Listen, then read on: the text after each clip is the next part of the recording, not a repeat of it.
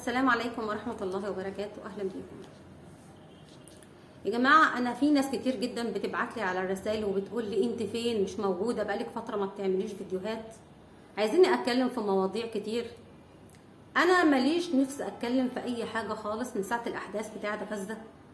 حالتي النفسية مش حلوة، مش عايزة أتكلم في أي مواضيع.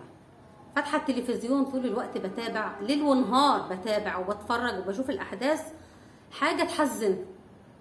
فانا لو انا هعمل محتوى فمش هعمله خالص غير على الاحداث اللي بتحصل في غزة، لان الموضوع مؤثر فيا وتعبني نفسيا جدا.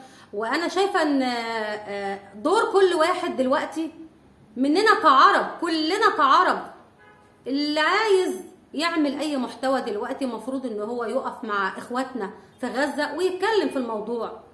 مش معقول ان الغرب بيوصلوا رسالتهم لبعض. الغرب عندهم الاعلام بتاعهم غير منصف، غير مهني.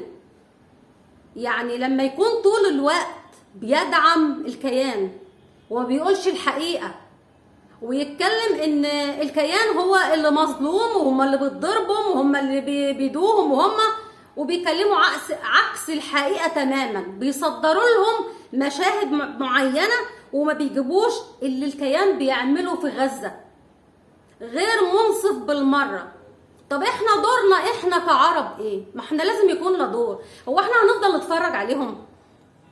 يعني الناس دلوقتي اللي كل يوم كل لحظة والتانية ضرب وناس عمالة بتموت، دول مفيش في قلبهم ذرة رحمة.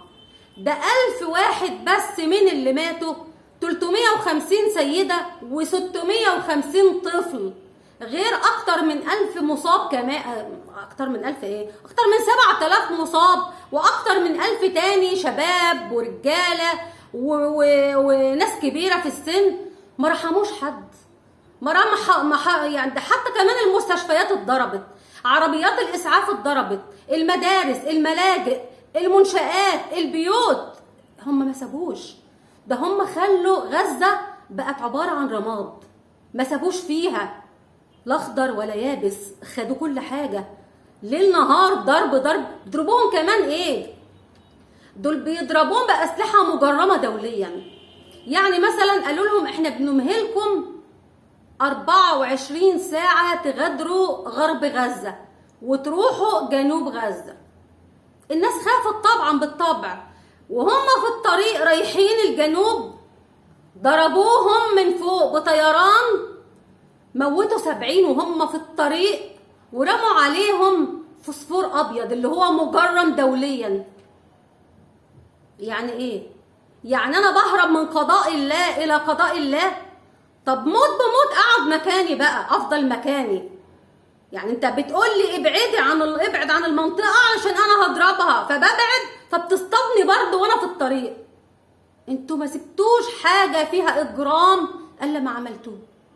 ويجي الغرب بيدينوا كمان غزه، والعرب بسم الله ما شاء الله مش عارفين يعملوا حاجه. يعني الموقف المصري من اول لحظه، الشعب المصري قلبا وقالبا مع اخواتنا في غزة، دي من اول وهلة. بيتحضر لهم الدعم، الاغذية والادوية وكل حاجة محتاجينها، العربيات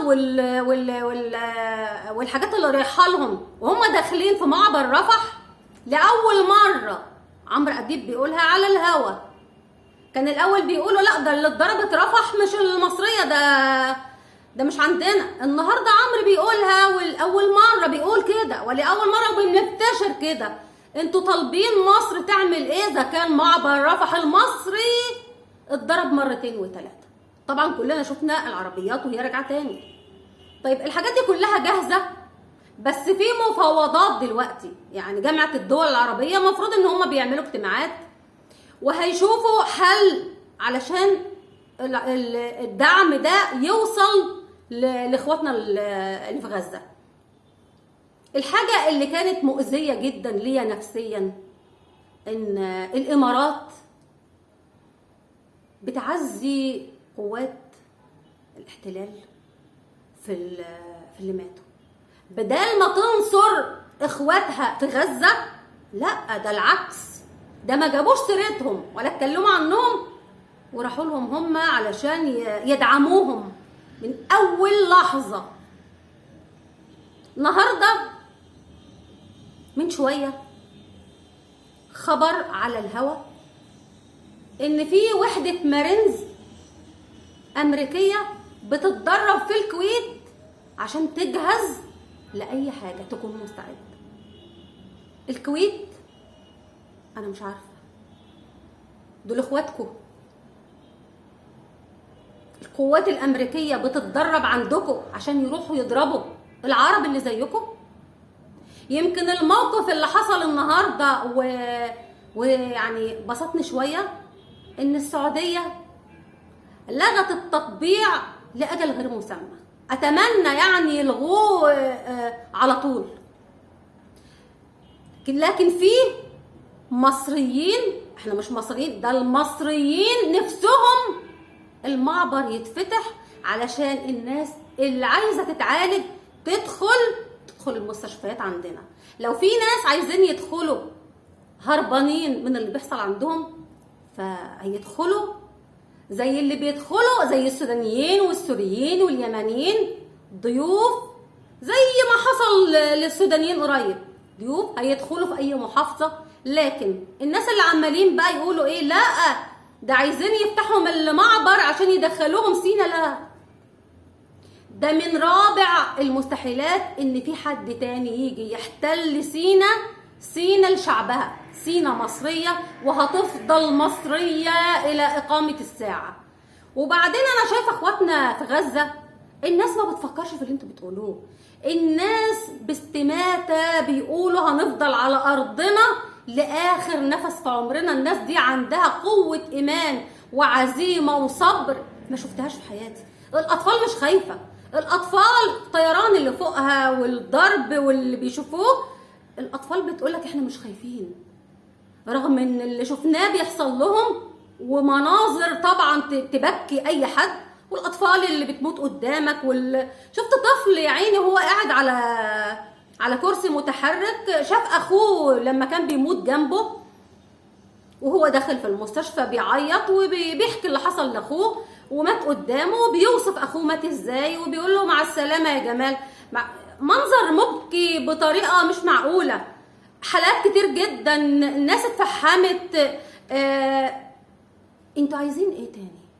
انتوا لسه بتضربوا وهتضربوا. انتوا خليتوا ايه؟ انتوا خليتهم غزه بقت رماد. انتوا سايبين ده، انتوا ما سبتوش لا اخضر ولا يابس. الاطباء ماتت، المرضى قطعتوا عنهم الميه والكهرباء والنت والاكل. انتوا ايه؟ مفيش في قلوبكم ذره رحمه؟ اباده جماعيه، حسبنا الله ونعم الوكيل. ايه المرضى اللي هناك ده؟ في ناس عايشه على اجهزه تنفس صناعي، ناس بتغسل كلى، ناس اطفال في حضانات، ناس ما تقدرش تعيش من غير كهرباء. يا مؤمنين، ولا هقول مؤمنين ايه وانتوا مؤمنين؟ هو انتوا عندكم اي احساس؟ لا، واللي يجنن ان الغرب ضد وبيقولوا لهم اعملوا فيهم اكتر من كده. ما طبعا هم ما يعرفوش من الحقيقه.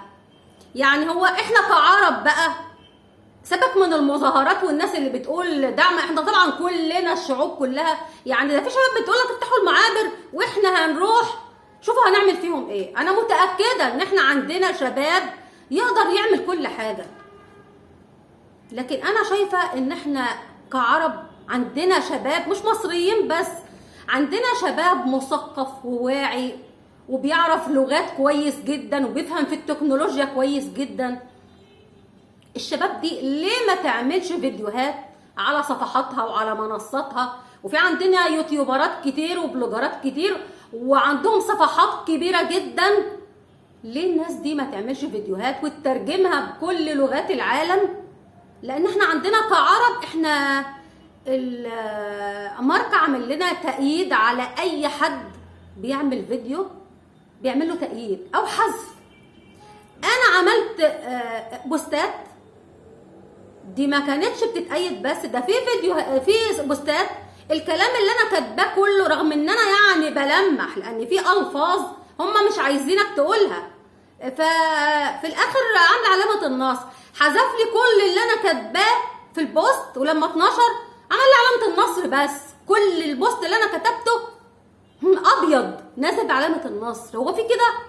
طبعا مارك عامل لنا تأييد، لان الخوارزميات هم حاطين فيها كلمات علشان الكلمات دي هم مش عايزينها توصل. فاول ما بيسمعوا او بيقروا اللي مكتوب، هو بيوقف لك الفيديو او بيحذفه او بيأيد لك الصفحه او بيحذف لك الصفحه كلها. فرجاء يا جماعه، احنا عايزين نوصل للغرب، عايزين اخواتنا الفلسطينيين حتى يعرفوا ان احنا بندعمهم، احنا مش في ايدينا حاجه، احنا اللي عنده صفحه يعني عايز يوصل لهم ان احنا معاكم قلبا وقالبا، احنا معاكم ومتابعين اللي بيحصل لكم، لكن احنا كشعوب مش عارفين نعمل حاجه، احنا بنتفرج عليكم وبنبكي ومش عارفين نعمل لكم حاجه. فاللي بايدينا نعمله ان احنا بنتكلم ونفسنا يوصل صوتنا للناس دي. انتوا بقى يا شباب يلا عندكم منصات تقدروا توصلوا للعالم القضيه، تقدروا تحكوا كل حاجه مترجم وتوصلوها لهم، لان الغرب ما يعرفوش غير الدول الغربيه بتوصله لهم، والاعلام اللي ما بيوصلش الحقيقه، اللي يقول لك احنا عندنا حريه راي، هم ما عندهمش، هم كدابين، هم ما بيقولوش اي حاجه، ما عندهمش مصداقيه، كدابين. رجاء يا جماعه، انا متاكده ان ممكن الفيديو ده هيتعمل عليه يا تأييد يا حذف، فبتمنى لو اي حد بيشوف الفيديو يدعمه، يشيره، يعمل كومنت. عايزه الفيديو بس يوصل لاخواتنا الفلسطينيين، لان طبعا عمر ما الفيديوهات العربيه بتوصل للغرب. بتمنى ان انتم توصلوا صوتنا، اللي يقدر يعمل حاجه يا جماعه، اللي يقدر يعمل بوست، اللي يقدر يعمل فيديو، ما يتاخرش، احنا عايزين الدعم يوصل لهم حتى ولو الدعم النفسي. نسال الله لهم النصر القريب باذن الله باذن الله. ويا ريت الشعوب العربيه ما تبطلش تدعمهم، ارجوكم ادعموهم ولو نفسيا. اشكركم والسلام عليكم ورحمه الله وبركاته.